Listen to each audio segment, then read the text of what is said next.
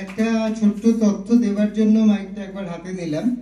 সেটা হচ্ছে বাংলা পক্ষ মনে করে যে 26শে সেপ্টেম্বর ঈশ্বরচন্দ্র বিদ্যাসাগরের জন্মদিন হলো বাঙালির জাতীয় শিক্ষক দিবস। তো আমরা প্রতি বছর সারা বাংলা জুড়ে এই দিনটাকে শিক্ষক দিবস হিসেবে পালন করি এবং এই বছর হাওড়া জেলা থেকে যাদের যাদের শিক্ষক সম্মান দেওয়া হয়েছে, তো বালি বিধানসভা থেকে যাকে দেওয়া হয়েছে এই বীরদের মধ্যে কাজ করার জন্য, সে হলো সপ্তর্ষি। সপ্তর্ষি বৈশাখে এবার আমরা বিদ্যাসাগরের জন্মদিনের দিন শিক্ষক হিসেবে, সামাজিক শিক্ষক হিসেবে তাকে আমরা এই সম্মাননা জানিয়েছি। অসংখ্য ধন্যবাদ যারা এই মুহূর্তে আমাদের সঙ্গে মঞ্চে উপস্থিত রয়েছেন।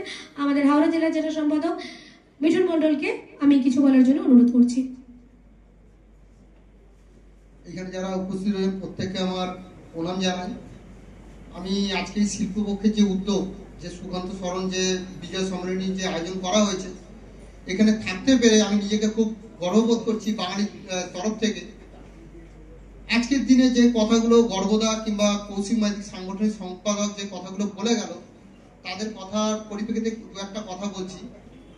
আজকে যে শিল্প যে উদ্যোগটা রয়েছে, এরা কিন্তু এই মঞ্চ কাঁপানোর কাজটা করে, আর আমরা কিন্তু রাস্তায় নেমে বাংলা পক্ষ যেই কাজটা করে তার জন্য আমরা বাঙালির পাশে সর্বদা থাকি।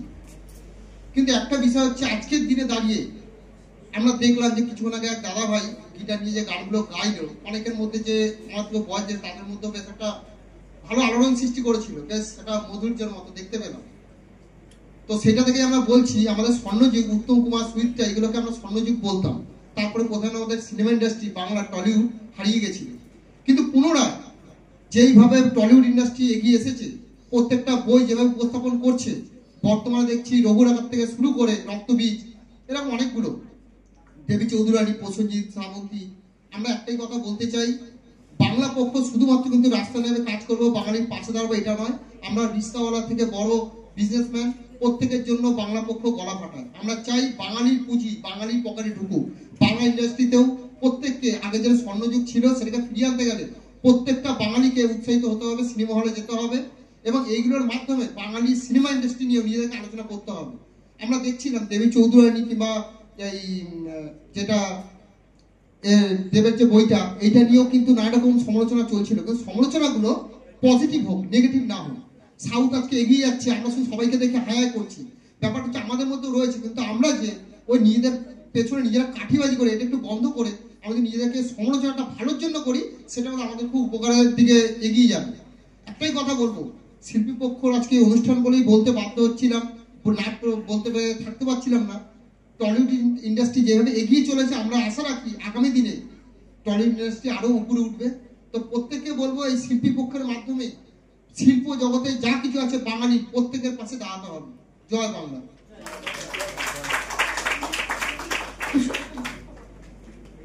দেরি হচ্ছে তবুও খুব প্রাসঙ্গিক। আজকে আমাদের দুজন বলে গেছেন আগে, আর এক্ষুনি হাওড়ার সম্পাদকও বললেন। আমি তার সাথে একটা ছোট্ট কথা বলবো।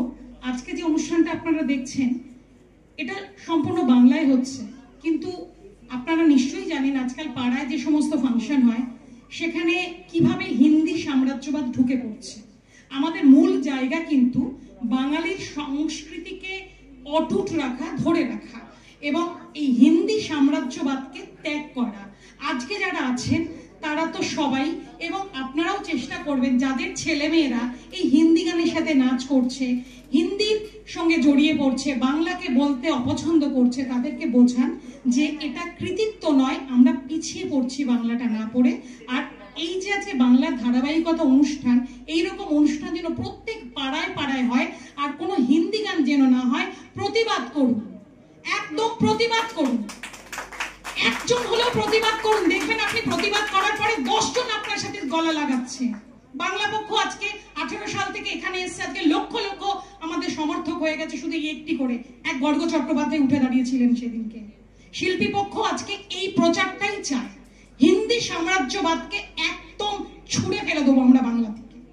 আমাদের বাঙালি সংস্কৃতিকে অটুট রেখে আমরা এগিয়ে চলব।